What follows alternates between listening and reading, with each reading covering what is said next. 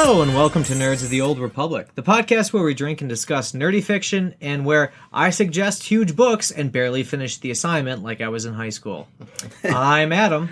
I am Sean. And I'm Mike. For this cast, we're talking about Cory Doctorow's Walkaway, our second cyberpunk novel, and possibly our first with an optimistic ending. Possibly, maybe. Yeah, we'll get there. Yeah, we'll get to it. But first, if you haven't noticed yet, we're on YouTube. Not our faces. No one would tune in to see this mug of mine that only a mother could love. No. But our voices and some pretty cool video. If you haven't yet, check us out. We're at Nerds of the Old Republic, like we are everywhere. And if cyberpunk isn't your thing, I'm sorry. I picked this theme this month, so that's what you're getting. I mean, you get what you pay for, and I haven't received your Venmo, so there. Seriously. Feel free to Venmo us, though. Yeah, I'll put it in the show notes. Seriously, next is the groundbreaking, life-changing 1988 anime film Akira by Kachiro Otomo. I have practiced that so much more than I did for Shixin's Lou's Three-Body Problem. Yeah, felt that. Thank nice you. Work. Thank you. Nice work. If you don't want, I don't want to give too much away, but it's pretty much Stranger Things, Tokyo. If you're just not that kind of nerd, Sean's already disagreeing with me. No, Fine. I'm trying to think about it. I'm putting it in my headspace. Okay. It works. If you're not that kind of nerd, that's cool. Just go check out some of our back catalog. We've got some hard sci-fi and Shixin's Lou's Three-Body Problem, some fantasy and the similar... Fucking son of a gun. I was on a roll. Always that one. On a roll. Silmarillion by I told Tolkien. you it's pronounced Silmarillion. Oh, thank you. Silmarillion. By Tolkien. And something in between with the much denigrated City We Became by the usually stellar N.K. Jemisin.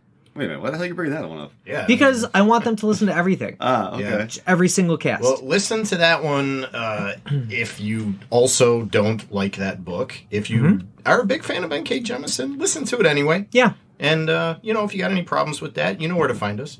Yeah. I only say that because they don't know where to Because they find don't actually. Yeah. Was that Watermelon Slushy Night? that. No. What? Watermelon Slushy Night We were at was Sean's. Stephen King, right? And Yeah, that was... Joe Hill. Joe Hill yeah, we City needed Night. more of that. And for Ex those folks. Machina. That was a prolific night to end Yeah. season 2. Speaking of back catalog, Ex Machina is one of Yeah. our most downloaded episodes. So, the crowd and people are never wrong, y'all. You should go right. listen to it. It's fucking good. Dude, Yeah. can I put in a plug while we're doing this Please. for jujitsu? Please listen. Oh, Please listen that's to another jujitsu. episode style we should do as a live watch of a show Holy together. fuck. That is not one of our best downloaded episodes because nobody's fucking seen that movie. But listen, the movie is garbage. The podcast is fucking amazing. Yeah, it It was fun. transcends the movie. Oh, for sure. You know what? I really just wish we had a piano so I could just shout like, "Get off my piano!" I see you're sitting in my favorite chair. I knew you'd find it comfortable. I'm you a don't know what we're poet talking warrior about. in the sci-fi sense. Yes, Oh I my think we've hit God. all of our favorite quotes from that movie already. And you know what? Nick Cage, if you're listening, because I know you're a friend of the cast officially, we deserve like some of the royalties that you're earning because Yeah. I know that movie was watched 9 times. We're 3 of those times, buddy. Yes, Let's we go. Yeah, stop canceling on us. Like, we're Right. supposed to be on this show like 3 times. Don't you get it? He's your father. Well, I mean, in Nick Cage's defense, the first time he got double booked with Snoop. So and then we that's accidentally right, canceled yeah. on both of them because we had forgotten Yeah, who that's the was only coming. reason they weren't on the Is show. that the time we shuffled Sean Connery out of here, too? Yeah. Yeah, well, Sean Connery kind of flaked on us. Yeah. So, He's still alive, right? Sir Sean, I don't know. I'm not sure either. I mean, I could probably whip up good chatbot GPT version of him. I was just reading stuff about the Highlander for whatever reason because it was on TV, and I'm like, the Highlander would be a great cast to do. And I'm like, Sean Connery, he was in the Highlander. I forgot about that. Speaking of 90s nerdgasms. Yeah. Yeah. Well, join 80s, us actually. Join us in 2 weeks when old friend of the show, Bill Murray, will be on again. Yeah. Yeah. Yeah, if you missed him the first time, you missed a hell of a show, and he actually asked us to pull the audio, so it's really just the 3 of us pretending Bill Murray's in the room with us. I know. He just doesn't want to be... He's shy. He's shy on the cast. Yeah. Well, he knows when that's he's fine. upstaged. I Yeah, feel like. I That's think- true. Hey, guys, you want to talk about what we're drinking right now? Because I am friggin' stoked for it. Yeah, so we doing Irish coffees. That's the main beverage. We're doing Irish coffees, which we're calling Irish coffeeum, because coffeeum is something that they drink in Walkaway numerous times. I assume it's some sort of futuristic synthetic coffee or some shit. It was a synthetic coffee that was doped with some extra chemicals. Okay. So that it kept you going like meth, but you didn't want to eat your friend's face. Yeah. Well, that's good. Yeah. That's good. All right. So Because regular coffee was so hard to get. Yes. Right, yeah. Yeah. So we're having Irish coffeeum, which means that there will probably be no face eating on the episode tonight. I didn't plan on it. Yeah. I'm not going to make any guarantees. All right? That's Yeah. I mean, all emphasis on the word probably. Yeah. Okay. Yeah. But the Irish whiskey we're using here is the gorgeously named Writer's Tears. So we're going to do a little tasting of that first so we can talk about the whiskey and then dive back into the Irish coffeeum. Is there one more tasting glass floating around here somewhere, gentlemen? Or? There's it was over by Sean's mug. I was hiding it in plain sight.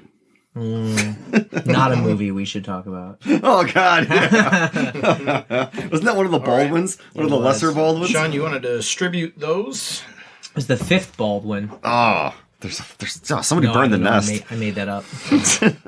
All right. I have to tell you, I told the gents of the cast, this audience, that I got a 3-pack of Writer's Tears airplane bottles when I finished writing my novel, and I didn't know what the message they were trying to send me there was. Like, sorry about your work for the last 5 years, or... I think it's positive. I think it's blood, sweat, and tears. Yes. Into it, so... Yes. It's got a really interesting nose. It's... Like a sweet finish to the scent. Bit floral on the nose. Yeah. It's funny, I was going to say a little peaty, too. Yeah. But my nose is not to be trusted ever. There's a wee bit of peat. A wee bit of peat, man. The bog, man. All right. A little floral, a little citrus, definitely. Yeah. Some vanilla. Irish whiskey is, definitely one of the smoother, lighter whiskeys in general. Mm-hmm. Yeah, I definitely got the citrus and the vanilla right off the bat from the sip. Oh, wow. I like that. Smooth, right? That is really... Is this blended or... It does not say blended on the bottle. Interesting. A unique vatting of single pot still and single malt Irish whiskey. Triple distilled for extra smoothness. There you go. Aged and matured to perfection in... Oh, here you go. You said the peatiness, right? Mm-hmm, which is typically what happens when you use flame-charred bourbon barrels, distilled entirely of barley and traditional Irish copper pot stills. Flame-charred bourbon barrels. That's the cool part right there. That's the part that I'm attracted to, in addition to the name Writer's Tears. Mm-hmm. Very smooth. Yeah. Very smooth. Yeah, really it is. A lot of vanilla, a little bit of, brown sugar, maybe a little, I don't know if that's butterscotch or caramel. I would say more caramel. Yeah? Because usually caramel. when I taste butterscotch, I'm turned off right away, but I don't. But you're not turned I'm off not. right now. In fact, you're quite aroused right now. Speaking of food, do we want to have our sips of the coffeeum now that we've had the Writer's Tears, or do we want to see this basically, I don't know, bag of food you would buy when you're high at Bag Wegmans? of food. Bag of food. Bag of Very food. bag line. Mm-hmm. I guess I'm curious too. So Adam, we're gonna let you direct our sales here. Sure. So we really struggled to come up with a food on the group chat for this cast. Usually we buy food for 2 casts one night, and we're doing our second cast Akira after this, as I said earlier. So they're both set in they're both set in either Neo Tokyo for Akira, and Walkaway set in Canada, but it's got a lot of like Asian vibe to it. They do a lot like the onsen, I tend to think of. So I grabbed as much Japanese snack from our local Wegmans as I could possibly find, and I grabbed the biggest variety of random shit because not only do like the Walkaways, they'll try anything. So I figured let's try anything at least once, right? So I have some standard stuff that I know all like.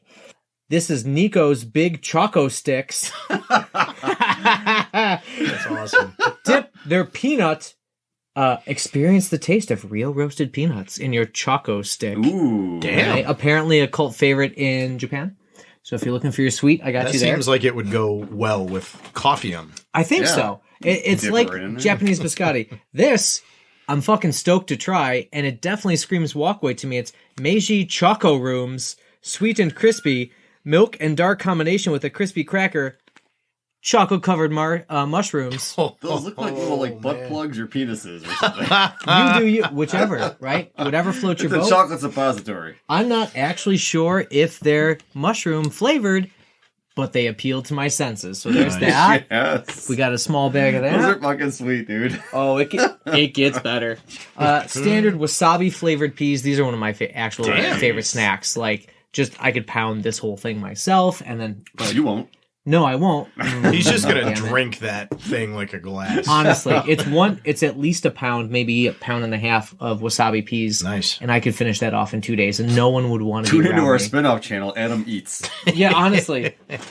It's an ASMR channel. Yes. Yeah, I'm sorry if that's not your thing. 'cause Adam this is just gonna be- crunching and chewing and slobbering. Next up, shrimp chips. Oh my god. Shrimp chips, Damn. original flavor. Shrimp chip. Yeah, man. Damn. Fucking A. Calbee shrimp chips, the original Japanese crunchy shrimp snack for more than 50 years, has become an American favorite too. What the fuck are we Has gonna it? do? That's what it says. And they had 5 flavors. I didn't buy all 5. Oh I my just bought god. What were the other flavors? one. So this is original. One was shrimp tempura. One was sea salt. One was wasabi, but we already had the wasabi, and I wasn't. I'm not negotiating on the wasabi chips. piece. Shrimp chips. I didn't know this Is shit anybody- existed. Is anybody else getting Right? vibes of that one Simpsons episode when they had Mr. Sparkle? Oh, I don't know that one well enough. It's one where like they find this box in a landfill of like detergent, and it looks like Homer, and it's called Mr. Sparkle, and it's from Japan. Oh, I vaguely do remember Okay. that. And they Yes. go to Japan. Yeah. I'm getting vibes of that right now and all this stuff. Well, you're gonna love this next one. How about Marine Boy? We got some What the Marine fuck is Boy that? goldfish crackers from Oh Japan. my god. We got to take pictures of this shit. Yes, for we the, do. for the Adam, socials. what? May I ask which grocery store you were in? when This you is bought- Wegmans. Really? Wegmans Asian All right. aisle. All credit to Wegmans. Mhm. Yeah, I thought you were gonna go to like the Asian supermarket or something. I thought about it, but what I have experienced in like the specialty markets is you get more of the things that don't have English on them, and I wanted to at least be edible for most of it. Yeah. Like these are seaweed flavored. Ooh. I'm glad you didn't bring a freeze dried squid or something that we'd be like, oh, okay. Oh no! No, I'm just kidding. There's no freeze dried squid in there. There's not. There's not. Next up. Yep. Do you have vending machine panties in there? I almost bought. They had a shit ton of weirdo candy, but I was like, "You've already spent $30. You should probably pump the brakes on the random food." Oh damn, dude. Seaweed snacks, wasabi flavored seaweed crackers. There's, shit, dude. we're still going here. What the fuck? Damn, man. Honestly, I could buy random shit and have just a ball. Sea salt flavored seaweed, which sounds redundant, doesn't it? Yeah, a little bit. Little Sea bit. salt flavored seaweed. Seaweed Is that a snacks. tongue twister? Okay. Yes, it is Sea actually. salt We've all flavored passed. seaweed. She Sea salt sells sea seaweed. salt 7-Eleven. She sells sea salt flavored seaweed snacks by the seashore. Ooh, nice. But I can't say Chicks and Lou, so fuck me. It's a No, quick it's test. Silmarillion this. Oh, Yeah. yeah. It's a quick test of how many Irish coffee M's you've had. Indeed. Sea salt flavored. I've had too many. You're fine. Too many You're Irish fine. coffees. You're hosting. You don't have to count. Coffee I didn't even is finish just rolling one. off your tongue now at this Coffee point, is too. fantastic. Yum. And the last thing I don't have in front of me because it's in the freezer is the mochi No. ice cream snacks, which are dough. They're like ice cream dumplings. There's a little bit of ice cream in it. Nice. And then, Tastes like some plain around dough. it. I mean, they might. I don't know. I bought the sea salt and caramel one. That so was we'll the see. tasting note he gave us. That they're like dough, and then there was just a pause. They're like uncooked dough. Do you guys ever eat like raw dough? That's what these Yeah. are. We should break those out at the end of We'll this do it. cast Sure. as a sort of dessert. Sure. Like, So, what do you guys want to start with? Oh Good man, God. dealer's choice. Where are you bro. at here? do you have Dealer's anything choice. wasabi flavored or No, I didn't buy wasabi. Anything flavored extra things. salty? All right, you know what I'm gonna go? I'm gonna go for these butt plug penis shaped choco shrooms here, which they are not edibles in that sense of the word. Yeah. They Still are edible, though, I hope. I hope they're edible. We'll We'll have see. to put 'em up our I butts, gotta maybe. try the. I don't know. I mean, I'm not judging. You do you. I almost let that go, and then I just. Should I just like make the sound of my belt opening in front of me? I have to try. I got to go with the wasabi flavored peas because Good you choice. endorsed it highly. You've never had? I don't believe I have. Oh, No, I love you're that. getting on top of Adam's like desire to chug that whole can. I'm You're going to have fine. a few You're fine. for that reason because I don't feel like they're will going to warn last you very the long. next day you just Ooh. need to you can clear a room with your farts, so be careful. Oh, Yeah. I am going to a child's birthday party tomorrow. This is how you keep the parents you don't want to talk to away from you. Are you you part go. of the entertainment then? This man farts viciously. I'm just going to stand Smells like there and wasabi, I'll just stand there and talk casually, make small talk with in-laws and such. And Damn. right? Right? Wasabi peas. Damn. Yeah. They're where it's at. That's really nice. So I do like that. I have to admit, I'm a bit let down by these choco shrooms because they just look like pretzels covered with a penis head of chocolate. They're like Pocky sticks. Yeah. That are penis shaped. Yeah. I tried to avoid repeating myself. They're penis Pockies. Yeah. Well. All I taste is the chocolate, to be honest. But you guys, okay, you grew up around the same age as me. Mm-hmm. Do you remember Skippy sticks? Yeah. Yeah. They don't make them anymore. No. I have. Oh no, I think I might be thinking of Dunkaroos. What were Skippy sticks? Same thing, but they were They like, were the they were same. pre-Dunkaroo.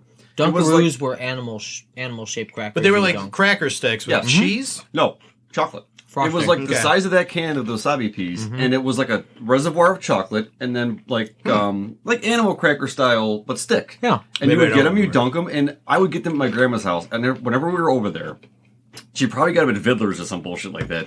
But you can't find them anymore. You cannot find them, and my nostalgia boner burns hard for these things. So if anybody knows where I can get Skippy sticks, hit us up, please. I'll reach out. So our friends over at Nerd Canon, the 80s and 90s media podcast, did a 90s candy episode.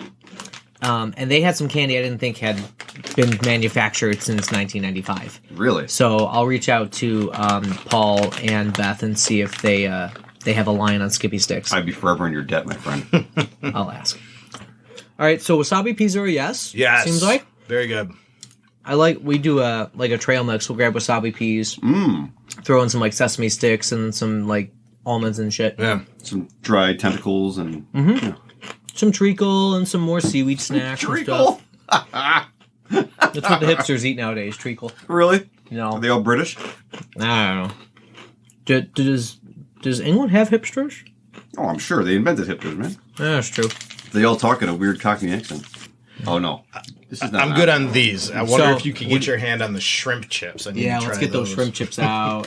Okay. shrimp chips.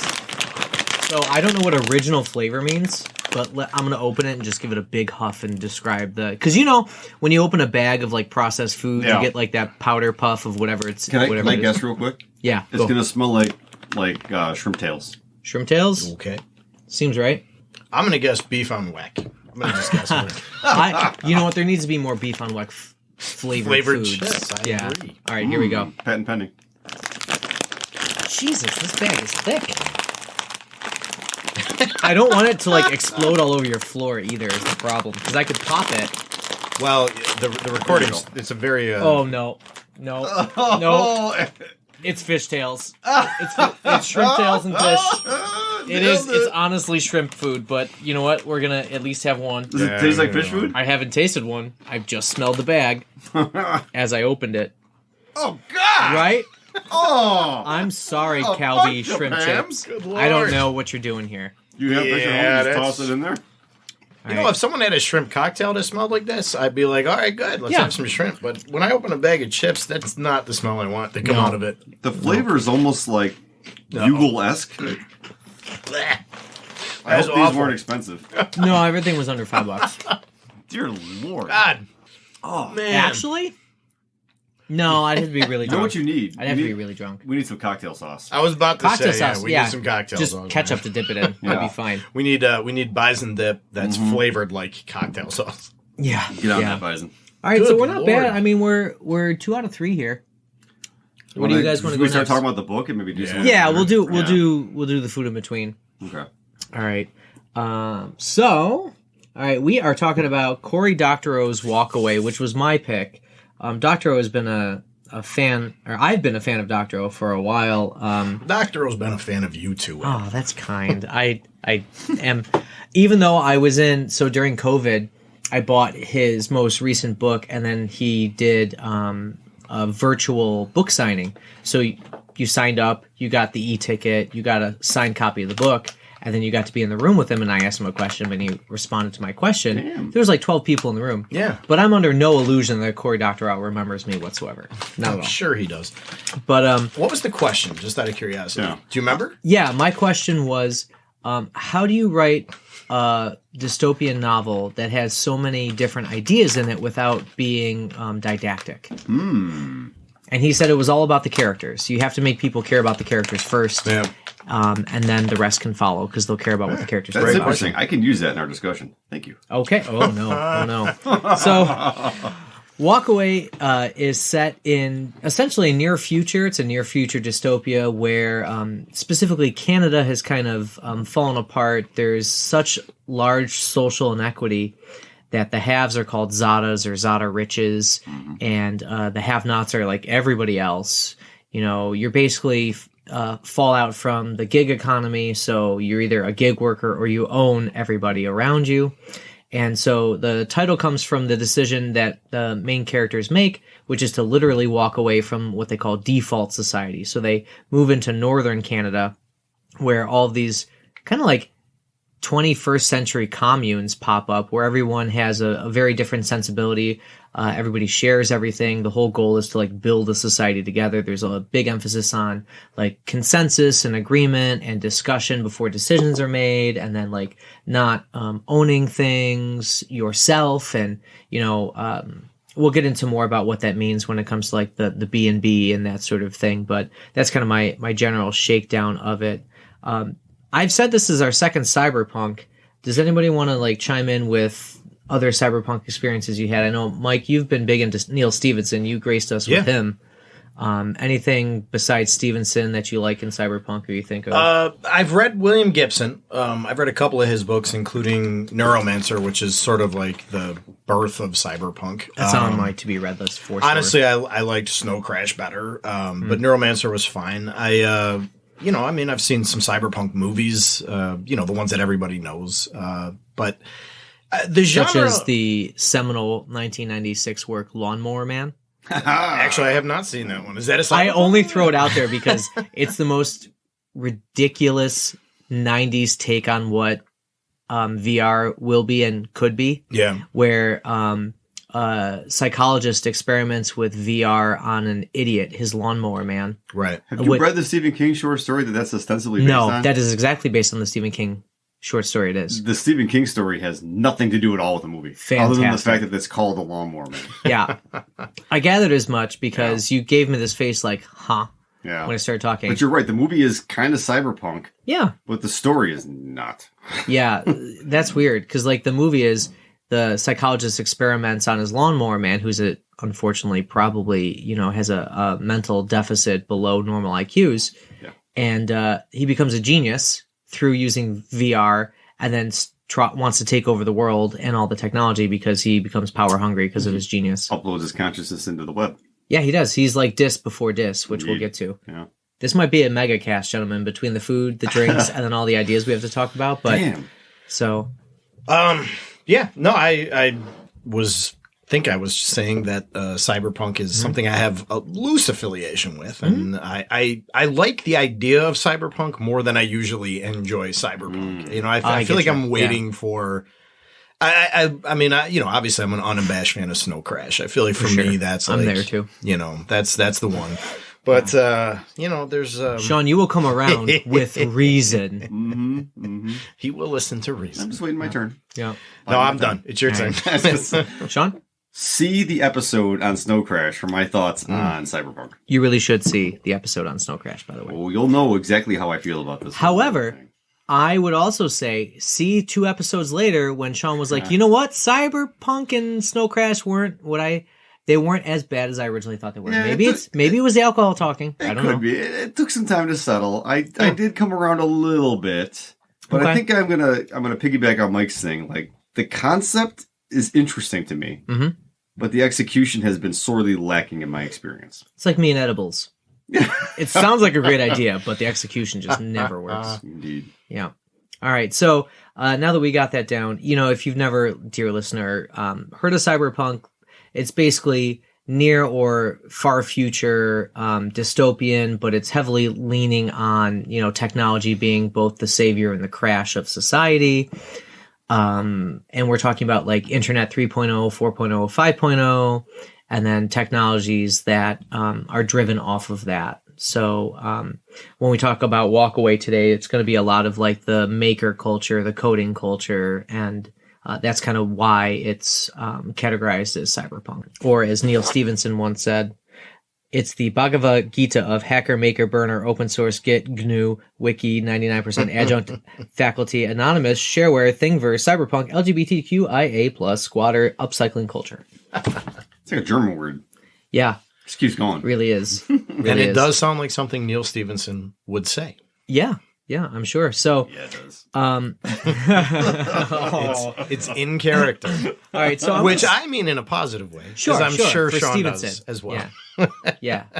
So I'm going to start on neutral territory then. Hey, can you pass the shrimp chips down here? See, right? A couple sips in, and we're like, shrimp chips. I'm down with that. Are you sure? Yeah, man. Come on, you asked Sean for it. has You it. have to have I'll one. have it, Okay. actually. All right. We, by the way, I am not going to make this the Mighty Taco episode. We do not have to finish the shrimp chips. What episode was that? Yeah. Oh, that was early. That might have been Snow Crash. No. It was early days. It was early. It was like second or third. It wasn't. Oh, it was why not. did I ask for these? It might have been. You know what it was? I think it was Thrawn. Yeah. Go back and listen to This Thrawn. is not an option. Yeah. You will eat this mighty taco. Mighty Taco is inevitable. So I'll start on neutral ground then. This book has a very strong anti-capitalist bend to it. Did you like how that shaped the conflict? Did you think about like that, or was it off-putting to you? The anti-capitalist aspect. Yeah. No, I was a big fan of that. I need to admit up front, and I need to apologize to the audience and to you in particular, Adam, because this was your pick. Sure. I did not finish the book. I read about okay. 3/4 of it. And unlike the only other time this has happened in 3 seasons of Nerds of the Old Republic, the last time it was a protest. I refused to finish this M.K. Jemisin book. I did the same thing. This time, life just got in the way. Yeah. And No, I apologize up front, but I have read There's something on the wing. I have read enough of the book to be able to, I think, hopefully engage intelligently.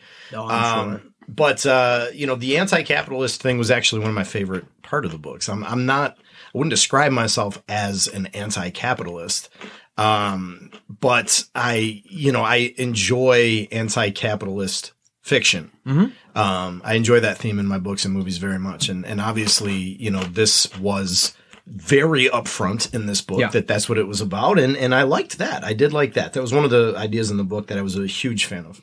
Yeah, that's one thing I appreciate about Doctorow is that he doesn't hide his theology.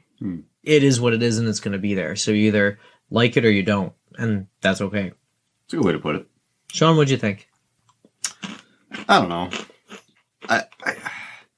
I think early in the text, I thought it was interesting about the protest and the the differentiation between the the uber rich, the Zadas, and the rest of default. But I guess I don't know what it is about me. Like the pragmatic realist or something had a real hard time wrapping my mind around how that society actually continues to function in its form as described. And I couldn't quite make it work mentally. The society in Canada or in the Walkaway? No, society. Just the world, the way he described it. And I know it's like a hyper extension of the current world and the way it really does exist. But the nature of the ridiculously wealthy versus everybody else being not, it's hard to make that function within the confines of current society the way he tried to. Sure. Does that make sense? Yeah. So I found that no middle ground part of it for me was sort of difficult to get my mind into. And I know he kind of had it there, but it was such an afterthought in my opinion that it didn't quite land for me. That's always one of my concerns when I come to a Doctorow book is, I've read 3 of them, and you can tell that you have to just kind of know the background of some of the ideologies, and then he'll dive into others more heavily depending on the book. Mm-hmm. And yeah, it was there to build it up, and I thought like Natalie had an interesting conflict. Like she's an interesting character, but also kind of a trope, right? The rich kid who doesn't want to be rich, in a way. What are you talking about? Ice Weasel. Thank you. There we go. Her preferred name. Her preferred. That's right. Yeah. Well, yeah, no, yeah, it is. Yeah, Ice Weasel. I was going to say she goes back to Natalie when she's kidnapped again, but that's under protest that she responds to Natalie. Yeah. Because nobody except for Dis, the, uploaded consciousness would know her as Ice Weasel anyways. We'll get to that in a minute. Yeah, well, oh yeah. No, and actually that is kind of my next question. What was your favorite use of technology in the book? Because this spans pretty much everything I could think of. Mech walkers, drones, wet printers. All right, I'm going to get in here Go first. for it. Are we going to fuck you? Everything he brings to this text, I find fascinating. Mm-hmm. Uploading consciousness, the mechs, the 3D printing things. Yep. Like, it's all super awesome. But I felt like, Adam, this is, I love you, man. Yeah, no, it's okay. I didn't write the book. I know, It's okay. I get that, but I felt like this thing was written by a fucking dude who was either like super hopped up on something the whole time he was writing it, Meta. or someone who had ADHD. Because it's just like pivot, like from one thing to the next, and I'm like, fuck! Focus on something, dude! Fuck! It just, God, it overwhelmed me. We did okay, good, yeah. I got it out. Thank you. I'm going to do the English teacher thing. What if he was meant to overwhelm us because the future is overwhelming, man? Dude, I don't give him the meta credit on that. I don't give him that. That's fine. Because I didn't see the deliberateness in that. Okay.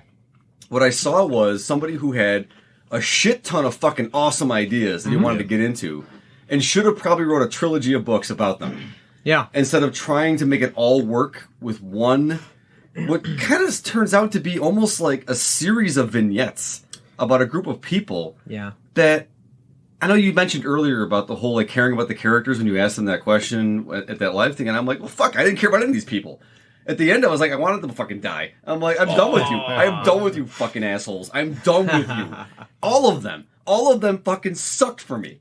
Okay. I hate to say it. That's fine. At first, We've I'm like, never filtered ourselves on this podcast. at first, I kind of liked Etc. Yeah. All right, like one of the main focal characters. But then it's like, it's not about him. It's Yeah, he about these disappears people. for a little And bit. then it's about him again. But he's dead. But he's not. And it's like, fucking make up your mind, man. And then it's like, Limpopo. Don't even get me started on the fucking name. But Well, yeah. The name is awful, and I'm Yeah. not even sure what we were going for But there. she was an interesting character. But Yeah. then again, he fucking pivots. Leaves, yeah. And it's like, is the whole thing centered around Natalie / Ice Weasel? I didn't like her. Yeah. I never liked her. I don't think you're supposed to, though. Yeah, I know. You know? I get that. But why make her your like focal? And then it's like the other ones, like what's his name? Etc. Seth. Oh, Seth. Seth was kind of an interesting character, but then it's like, oh wait, he's black. And it's like 3/4 of the book in, I'm like, Yeah. well, fuck, now I gotta reinvent my entire headcanon about this character, and that's fine. I don't care that he is, but that's not how I imagine him throughout the whole book. And it's all of a sudden, it's like an afterthought, oh, but being black. Like, why would you add that that far into the book?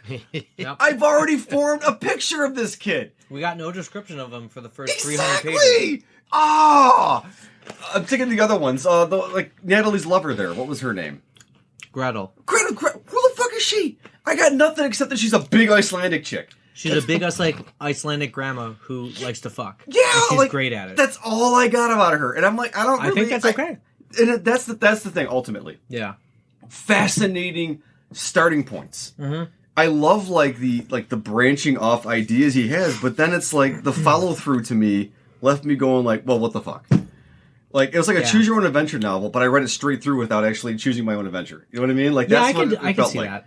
Or like, as you mentioned it, that is one thing that kind of gets me is there's so much that you're expected to just know Yes. as you read this, and it's almost like either this is the third book in a trilogy, which it's not, Right. or you have to like have read all the other like cyberpunk or Doctorow works to really be with it. Like you have to be in the community Right. to know without having to think too much about it, because he picks up stuff and drops it pretty fast. I'm trying to think of, like even some terms that took me a while to remember, like, your cyber OPSEC when Natalie is kidnapped in the middle of the book. and they talk about like the air gapping of the security, the safe room, so that Dis can get into the safe room but not the house, because if she touches the house, then she's going to set off alarms and stuff. Like, that stuff didn't bother me. That's just the first example that comes to mind. Yeah, but there was things he brought up that you were like, oh, well, I don't know what that really is, but you can kind of like guess. You can figure it out. Yeah, you can guesstimate and kind of make it work. And that wasn't problematic. I thought that was fine. It was just the root of the storytelling. This is gonna be high praise for me, and you guys know this. I thought Stephenson looks like a fucking genius comparatively because of the cohesiveness of the narrative. Yeah. Again, Doctorow's ideas are fantastic. The ideas are remarkably good. Mm-hmm. But the follow through to me was like, man, it's like he just like chasing his tail too much. Yeah, it's like a shotgun method. Like, here's a bunch of shit, and like, let's see what's merch gun. Yeah, exactly. And like that is one criticism that I would agree with. You know, I cared about the characters in so much as I cared about how they affected society and what they did for that sort of thing. Yeah, I agree with that. Like when Natalie was kidnapped in the middle of the book, I didn't really. I mean, this is also my second read of it. I didn't really fear or worry about her safety because, like, I don't know, there was no tension there for me. But, there's a lot to pick through in this whole thing. And I think, like, if I'm just thinking about my favorite technology, I love the idea of being able to just make whatever you want. Yeah. Like, 3D printers in the extreme. That was cool. To me are fantastic. Like, I want a 3D printer, but I cannot come up with a use case where I would actually get one and use it. What am I going to do? Print like little, plastic succulent pots? Like, what am I doing? Right? Like, because you can't. But they're printing like everything useful. Everything. Yeah. They're printing like camo one-piece suits that let you pee in them and then discharge your pee and all this other stuff. I love that idea. It's like the replicator from Star Trek. Exactly. But it does everything in one shot, which is fantastic. But I do like how he limited it too. Like, they had to wait. Mm-hmm. There was time where it's like they downloaded these new things, and of course they're violating copyright, which I actually thought was a pretty cool little side note. Yeah. But then they did it, but it took a while. They had to wait for them, and then while they were waiting, they went and had some kind of weird fuck adventure in an onsen or something, which don't get me started there. The onsen is an interesting thing. But yeah, we gotta talk about that later. Yeah. Mike, is there a piece of technology that stands out to you that you liked or was just you deemed ridiculous? As I have another shrimp chip. I don't know what it is about these things. One coffee I'm in and I'm like, all right, shrimp chips. You've pivoted. You enjoy the shrimp chips now? I mean, only because I don't have to get near someone to talk to them. I'm sure my breath is ridiculously bad right now. So I felt like reading this book, and there's a lot of things, that I thought were, that I have positive thoughts about this book.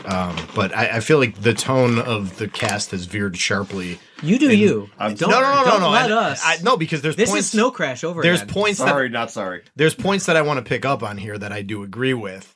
But I just want to preface it by saying I don't have all negative thoughts about the book. Mm-hmm. It's just since this is what we're talking about, okay, I'll pick up on that thread. Yep. To me, I got the impression reading this book. I said in a previous cast about Neal Stephenson that even among his fans, there are the good books that they love, and there are the books that even his most devoted fans are like, I fucking hate that book.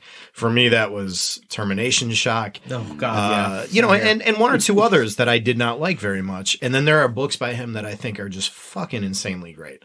I got the impression reading this book that this is a similar kind of author. I felt like I don't want to not read another Cory Doctorow. Yeah. I just felt like maybe I wasn't reading the one that I was going to personally connect with. Like, this wasn't my gateway into this author, like a bad Stephenson book, know. For me, you know what I mean? It's so subjective. It's so individual. Oh, definitely is, yeah. That's a good way to put it, actually. A couple of points, that I would add to are, actually, let me start with this. And Adam, you're going to, I hope we're not going to come to blows over what I'm about to say. We're across a 6-foot table, so I think we're okay. Wait a minute. The bell has been rung. Right, the experience of reading this at certain points was, I don't even want to say this in front of Adam. He's going to get so mad at me. It's okay. I didn't write the book. No, I know, but you'll understand what I'm saying when I say it. Sure. It was not unlike the experience of reading an Ayn Rand book. where it's predominantly ideologically Are we driven. are we okay? Are we cool? Yeah, no, we're fine. All right. But probably the opposite of Ayn Rand, right? Where Politically she's speaking. yeah, politically, Yes. politically. Yes. Is it Ian or Ein? I think it's Ayn, but I'm just going with Mike's pronunciation because Okay. I'm the guy who fucks up every name. We're talking Okay. like she wrote the Aynrand. I want Okay, all right, I want okay. to be very clear that I am not the expert on that particular author. Neither am I. I read The Fountainhead. Full stop. Yeah, I mean, I read the first 250 or 300 pages of the 6,000 page Atlas Shrugged. Yeah, I didn't even try. And for me, I read it because for me, I was like, that's not where I lean politically, but I felt like, I didn't want to criticize the books without knowing what was in the books. And you're not threatened by ideas. And I'm not threatened by ideas. Yes, exactly. So I quit reading the book not because of the ideas, but because that's what the book was. The book was ideas. Just ideas, The book yeah. was no plot at all. There were ostensibly characters, but they weren't really doing anything except talking about her political ideas. And as I read this book, I felt like that at points. Like characters would just start ranting to each other in ways that felt like almost copy paste from like a political screed or something like that. Yeah, or and like they happen to be ideas that I like very much, and many Yeah. of them I agree with. Yeah. But in terms of just straight literary criticism, I felt like there wasn't a ton of narrative for me to connect to. It happened early on in the book where like they go to when the they rich, start Walkaway. even before that, that's where the idea is generated from when they go to the rich dad's house or whatever. Yeah. And he wakes up in the morning and then the author does this thing that authors sometimes do when they're doing info dumps where That's he's the like, exact word I was thinking. he's like, of. etc. comes in and the father and the daughter were fighting across the table. And it was just long dialogue notes of political argument. Yeah. And then he would insert something like, etc. went to the pantry and got carrots and hummus for them to eat to remind you that it's a scene and that there's a narrative. That there's a happening. human there. Yeah. Yeah. And, when they show up at the place with the new character girl where there's a lot of baths and showers and stuff. Limpopo and the B&B, the belt and braces. Yeah, I felt it was like a similar thing. There was so much of her explaining like what they're all about and her asking questions, them like kind of pushing back, like, well, wait, what about this? And she's like, well, I have an answer for that. And then she would go on and on and on. Yeah, and they idolize her Yeah. for having the answers. Right. So, there was a lot of that for me. I felt like, okay, this was a book where the author, we said the same thing with Termination Shock. This author had an idea and he forgot to attach a story to it, And so I felt a little bit like that. I will say that my other major criticism of the book is the prose is so bad. The writing was painful in places. In times, particular, the sex scenes. The sex Oh scenes my gosh. were so horrific. you look cringe. Like Adam is cringing himself right now. So I feel like he included the sex scenes and felt like he had to get like a sex scene with like every possible coupling Right. that could happen, but then decided to use the precise scientific or biological name for body parts. Yeah, oh my and that God. was real. Like, I don't know, maybe I prefer my smut dirtier, but like it felt sanitized in a way that was a little weird, even Right. for me. yeah, he's like, Right. oh, her vulva touched the hot water. Vulva- Why'd you say her pussy? Right. Yeah. Like, or his dick. Whatever word you want to use, like vulva's not it. Like Yeah. vulva's Yeah. and then when these things actually happened, they were just like painfully clinically described. Yeah, And- that was one thing I had forgotten about when I suggested the book. When I suggested the book, I mainly thought about like the ideas and like the arc of the plot of uploading your consciousness. And you into didn't That's the stream, part that resonates when you're done. which we haven't even, by the way, talked about, No, and we're we'll get 42 there. minutes in. We'll get So there. Adam didn't Yeah. realize that I was in it for the sex scenes. So, I'm sorry. No, That's that, why you read Ayn Rand, this. right? Oh yeah. Oh yeah. God! That woman and her vulva. Did she have one? Oh, she Oh, probably she was did like a not. Barbie doll. It was just smooth Yeah. down there. Oh my Yeah. god. Oh my god. There's nothing I can say to follow that up. No. actually. I gotta piggyback. Just take a shot. I gotta That's it. piggyback on that for a minute. And Sure. I have to. Some of the stuff was like overtly. He's trying really hard, and I felt like it was almost forced, trying to insert this narrative of. I hate to use like a bizarre term like wokeness or something, but Don't. I don't I'm want just kidding. to. Yeah. That's not I know what you're me. saying. Like, in trying to be universal. Right. In Everyone's a way. pansexual. Everyone's this and that. And I'm like, that's not reality. Everyone's man. open to everything. That's a small minority of people who actually fit that bill for real. Like, Yeah. but everybody in this book is like hooking up with everybody, no matter what their gender is. I'm like, that's not authentic to me. A little contrived. Yeah. It felt like he was forcing that. And I'm like, man, if you would just let these people breathe as characters and not try to make them everything at once, it would have probably been a lot more real. Yeah. But it felt like it was like, I've got all these fucking ideas and I really want people to understand this one side of things and I'm going to make it happen. And it's like he took 10 pounds of fucking Play-Doh and tried to jam it into a 5-pound bag of it. So, I'm going to be I feel like, dear audience, we always have one contrarian. Like, one of us picks the other side, and maybe it's because I picked the book or whatever. Please. So I'm going to say, what if it's like going to college and you're like, you know what? New place, new people. I'm going to try different things one time. Seth tries something different with Tam one time.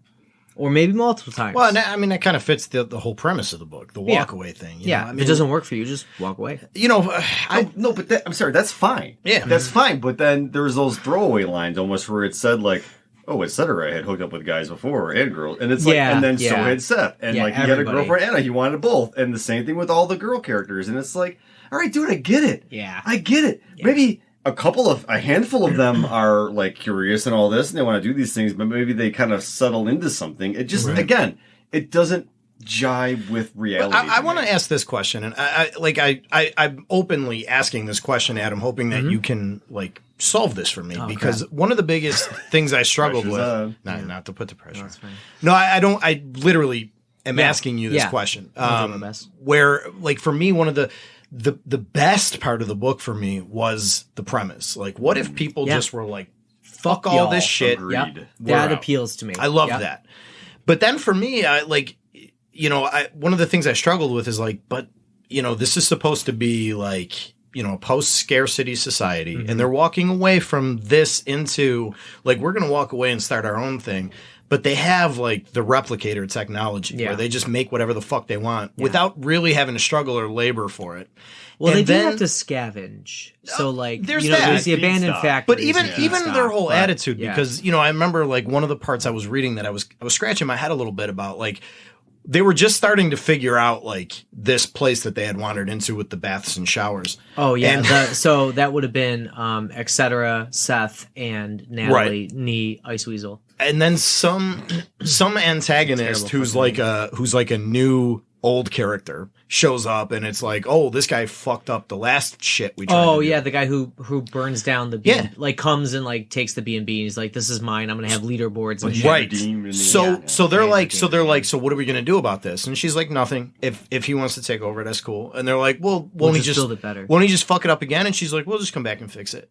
And I'm like, is that really the solution that we're looking for here? Like, and that's a legit question. Like, in a world where you feel trapped by the socio-capitalist society, where you are pegged in your economic location, for lack of a better word, and there's no mobility up, which is kind of where America has been trending. Social mobility is down in the last 20 years. Yep. Maybe that is the most extreme choice, but the only choice. But that's where he overcomplicates it again with the discussion between meritocracy and equality. Yeah, he went way deep where that not the Merc, but that guy came in with his leaderboards. I don't remember. I can look it up. I got the book in front of me. He was such a stereotypical character, but then when they bring him back later, and he kind of like, he starts to like come around on Limpopo's point of view, but then he dies. But the point is, it's, fuck, what was the point? I was gonna... Leaderboards, meritocracy. Mike, what were you saying? They were going to let this dude just fuck up all their shit. And then they were just like, it's cool, and then we'll just come back and fix it. That was it. And that's actually something where I thought he was onto something interesting. That's new. That's different. The idea that the world is big enough, all you have to do is find something somewhere, and if somebody wants to take it from you, you don't have to fight them. You can just find more somewhere else. That's fascinating. But again, he gets trapped in this sort of like, but I want to talk about this. And then I want to talk about this and this and this and this and this and this, and then vulvas. And it's like, dude, man, you had me for a moment, and then you just fucking And this is a book that's 430 some odd pages, everybody. So like, no, I'm sorry. It's almost 500 pages. It's 590 something. I will say though, in the defense of that, I didn't feel the length of the book when I was reading it. Well, that's I good. didn't. Yeah. I still just struggle with this idea though, because to me it's like, I love the idea of walking away. I love the conflict of like the utopists having ostensibly other utopists in their midst that are really going to become problematic and are really, because that gets into a human, that feels realistic. That's a human nature study, right? Exactly. Like no matter, there's no way to have a proper utopia. There's always going to be human nature interfering. But to me, the fact that was their answer to that was like, it's cool if they want to fuck it up. We'll just go somewhere else. Like I was like, is that always the answer? Is like we're just gonna. Now, could that be because we live in a society where we have to pay for everything, and where if I have something, you can't have it? Whereas in this society, there's enough of everything at all times, and that's just so different from our reality that the idea that we could just go 3 blocks down the street, so to speak. He does attempt to address that, though. Limpopo changes. Yeah, Limpopo does some big change, actually. She digs in at the end and wants to fight to protect what she has. So it does come around a little bit, and there is some character development. But again, I feel like he left them twisting in the wind too much. And had this been a series of books, it probably would have been, for me at least, a little bit more digestible. Yeah, you know what? Like, this is 500 pages, and there's really 2 more books in it. Yeah, absolutely. Like, easily. Yeah. It could have been like the Walkaway according to Limpopo, Walkaway according to etc., Walkaway according to Natalie, or something like that that would have been like, I get it now. I see their individual perspectives on things and their stories. It just, again, it's like just a deluge of ideas.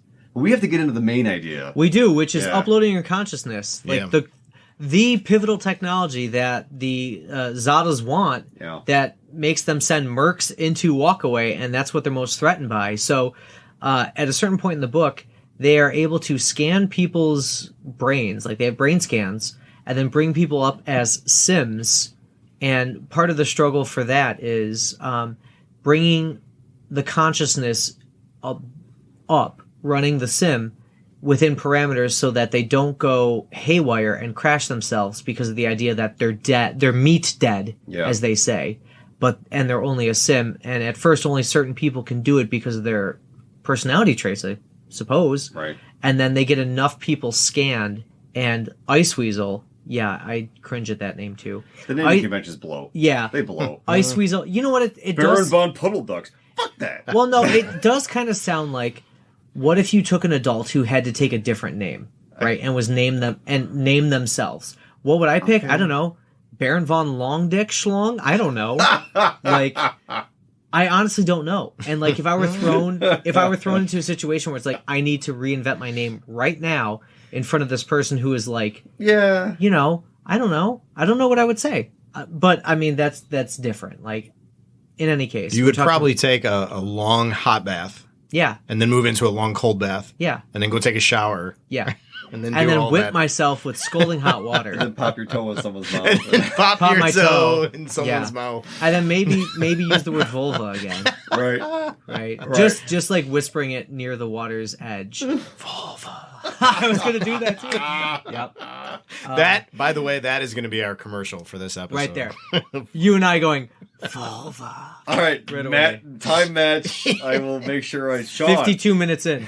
Find that point. I do want to say that this was, like I said, I have plenty positive to say about the book. This was my favorite. Was this aspect of it? So go ahead. Can you go into that? I'm always fascinated by this idea. This is why I had to pull my phone out a second ago because I forgot the name of the book. But as I said before, there's fantastic Stephenson books, and then there's like less good ones. Were you thinking of Seven Seas or whatever it is? No. I was thinking of a book that he released about 4 or 5 years ago called Fall. Or Dodge in Hell. And the whole premise of that book is about that. It's about like the technology we have evolving to a point where you can do that. What was really interesting about that book, not to sidetrack, but like was that the people that awoke into the new like after they died and their consciousness was uploaded, is that they didn't remember who they were. They didn't remember their past life. They were like being basically which is different reborn. than this book. This book, they wake up and they're like, "Oh yeah, I remember exactly." myself fully. And that's how it usually goes. But you know, I thought that I loved that book mostly because of that idea. Anytime I encounter that idea, the idea of the uploaded consciousness, I mean, in high literary ways, right down to Futurama, like head in a jar. You know, which is how they refer to themselves. The Sims call themselves heads in jars. Right. That's a good point.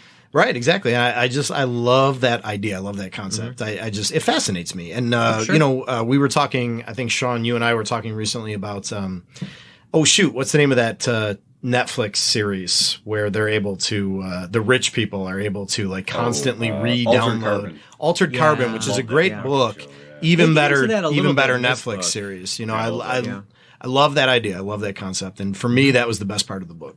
I have to say that part was riveting to me. Again, my issues with the text notwithstanding, I did thoroughly enjoy the aspects he brought in about like the existential nature of becoming a sim. Yeah. Like that was really neat. And then he plumbs the depths of like, well, you can copy it. And it can exist in multiple places at once. And there was multiple versions of Dis running at the same time, and Dis didn't know which Dis was Dis. Right. And the Dis was just, again, the names. Yeah. But just being sort of like cool with it because they were running it within these like guardrails that they kept putting up so that it didn't fuck up and commit suicide as it did. She did. I don't know. Whatever. Multiple times as they were trying to get it to work. And then how the one didn't get to function because he couldn't. CC. And he was the one that was totally into it and then couldn't work that way. I thought that was awesome. So like that, again, it's like the promise of the idea. The book is founded on some fucking fantastic futurism. Like it's super cool. But I felt like the execution narratively, it was like, let's go back to that comparison to 3001. Exactly. But a totally different kind of book. Yeah. But the same problem. The narrative is secondary to the idea. And where Arthur C. Clarke, to me, was a little bit more interesting with just his execution of the idea than I thought Doctorow was. I feel like the ideas are even like more intriguing to me that Doctorow comes up with and brings into this text. So this transhumanist consciousness upload, I found myself like after I got done putting the book down after a reading there going like, wow, you know, how would I feel? Would I want myself to be uploaded? Would I actually think of that as immortality? And I kind of settled on this idea like, no, I don't want it. I don't want it. And I just feel like it's not me. It just isn't who I am. It's something else. And I think that's an interesting question that he puts forth. I really like that part of this book. Yeah, I spent, it's the Theseus' ship idea. Yes. When something is rebuilt so many times, is it still the original thing?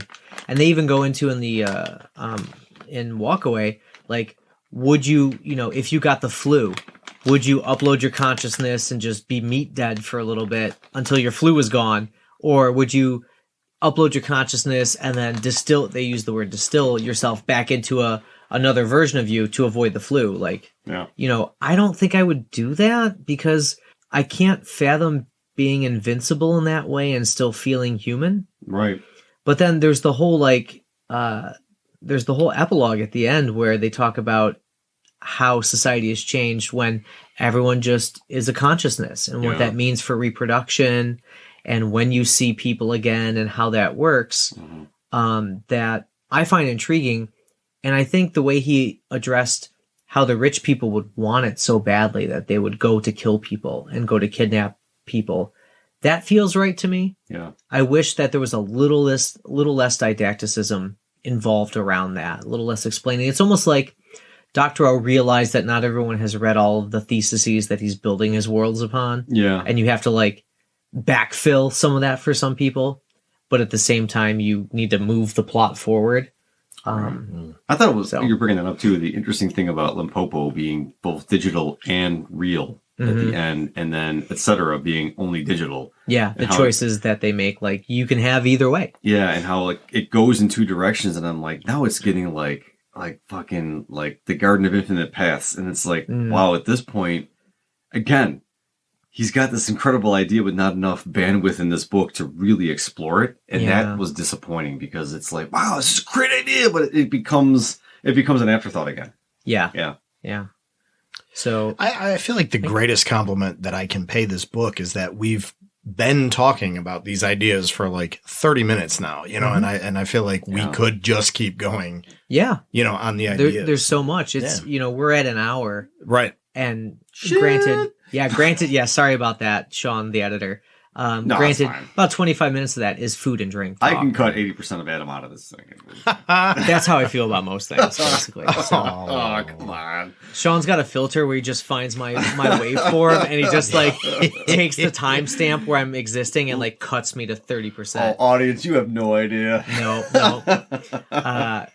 But yeah, no, I feel very much the same way. Like there are so many ideas here. We haven't even talked about like the resolution to the main conflict, which is, you know, the doxing of the soldiers and their families responding to them in real time and what they're doing, or the mercs, I guess they would be. Yeah. But honestly, we just don't have time for it unless we're going to make this 2 casts, which we hadn't planned for. All the awkward sex and like just the stuff that like vulva is supposed to be tantalizing. It shouldn't be funny, but it is. Like all right, real quick, like where Natalie has, or Ice Weasel has like a romantic encounter with the merc that like breaks her out of her dad's prison. And the one that has like the sharp teeth. Yeah. But then she's also like still in love. It was weird. It was just weird. And like they maintain that like thing. And I get it. Again, you're talking about. Is it too much free love? Not social norm. It's different. But again, it just felt a little too forced. For me, it was the prose. I didn't read that one that you're talking about. I didn't get that far, but like the one I'm thinking of is early on in the book where Limpopo, that's her name, and fucking etc. have sex, and it goes on for like 4 pages.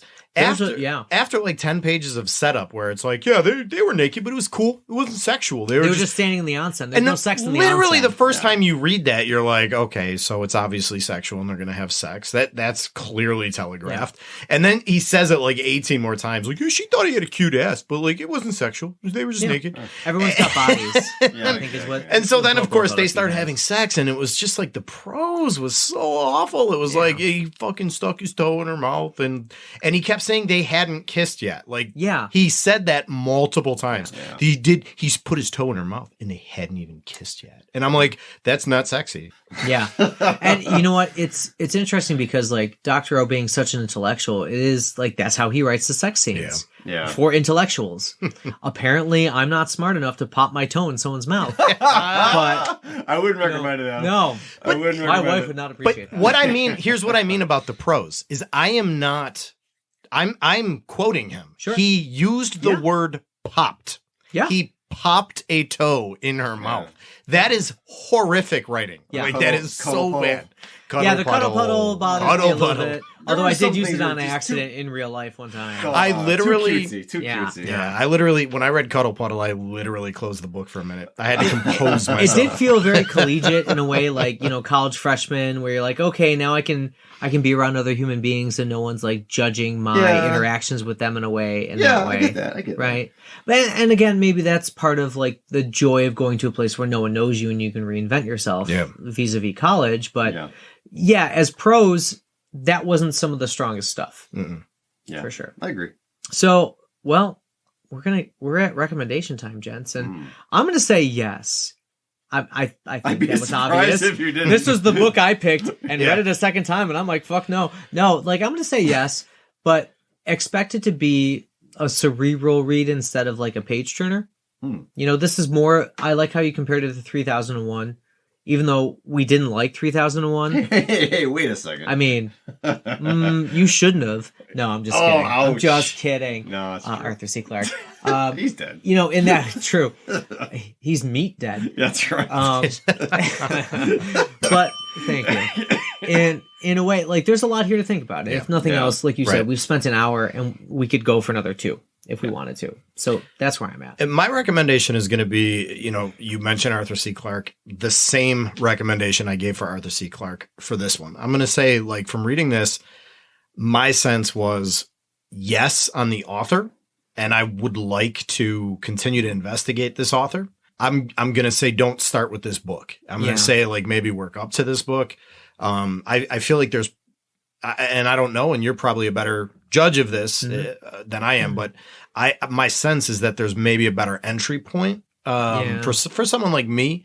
This was like diving like into the deep end of Doctorow, and I understand that this is one of his later books. Yeah, this is 2017, and I think I read that he had actually been working on young adult fiction for a while. This was his return to the adult fiction realm. So, I mean, for me, the thought that I had as I was reading was like, I feel like I need to pick up one of his earlier books, and maybe start there. So that's going to be my recommendation. Yes, on the author. Maybe don't start with this particular book. Sure, Sean. Yeah, how to parse this? I don't think I would read this again for sure. Again, I like the ideas. If you're really dead set on just like futuristic ideas and you like exploring those things, and this could be something you might really be fascinated in, but do not expect a really riveting read. It's more of like if you want to explore the philosophy of some technology, that's cool. I'm going to need a really firm upgrade on Doctorow's work to say read more Doctorow. And Adam, I'm going to rely on you on that one because I am not familiar with his work. I know you chose this one because it's more recent. Yeah. But it was, as Mike said, it was his return to adult fiction. Yeah. So like I had not read Little Brother / Homeland, which is a collection of young YA, I guess, young adult fiction, set in near future America. I haven't read that. I read Radicalized as well, which was a collection of 4 short stories, but I almost felt like those were more cerebral. Like one of them was literally about how in the future you don't own any of the things you actually have in your house. So like you couldn't have a toaster and use whatever bread you want. You had to use the bread that went with the toaster. But maybe that would be better. It could. For my mind, maybe not trying to split it. Maybe trying to just go all in on one side or the other, and I'd be more into it. So I'm going to go with a soft no. Sure. He was trying to walk too much of the thriller ideological line. Just go ideological. I'm going to say it this way, guys. Look, I wanted to walk away. Oh, that's okay. But I finished it. Yeah. I did finish it, and I have to say, again, the ideas were inspiring. The read for me, it was too scattered. I need a little more focus in my prose, and I think I would like to see something from Doctorow that doesn't quite try to walk too many paths. Sure. And this does try to walk 100 years or some crazy ass shit like that in 500 pages and a lot of philosophy in there. So yeah, I get that. We're a split bag here. Yeah. We're one of everything. Yeah. I'm a yes. Mike say yes, but something else, and Sean's a meh. A soft no. Soft no. Soft sure. no. There you go. With caveats, of course. Take that as you will, nerds. Take it as you will. We gotta keep it spicy. Like these wasabi flavored peas. Oh yeah, which are almost gone, right? What are we halfway through? No, we're maybe 2/3. There's like a pound and a half there, though. Well, pass it around. Well, I'll take a gulp. Yeah. I'm the only one who's eating the shrimp chips. Maybe because they're open and near me, but My recommendation on the shrimp chips is a hard no. Yeah, the coffee I'm drinking with a hard yes. Yeah, coffee all day. And Writer's Tears, great whiskey. Great whiskey. Yeah, that great was job. good. Yeah. So, if you're not willing to commit to a book that we were all kind of like, maybe, consider watching the aforementioned Akira and be ready to join the conversation on Twitter and YouTube. That's kind of where we're mainly at now. Instagram I've kind of abandoned because there wasn't really much happening there except for other podcasts giving me the heart. And that was about it. So, look out for our next episode, which is Akira. You can stream that on Hulu currently. Plus, you can always get the DVD from your local library or just buy it, whatever you prefer. But we'll see you next time for Neo Tokyo and Akira. Stay nerdy, y'all. Cheers.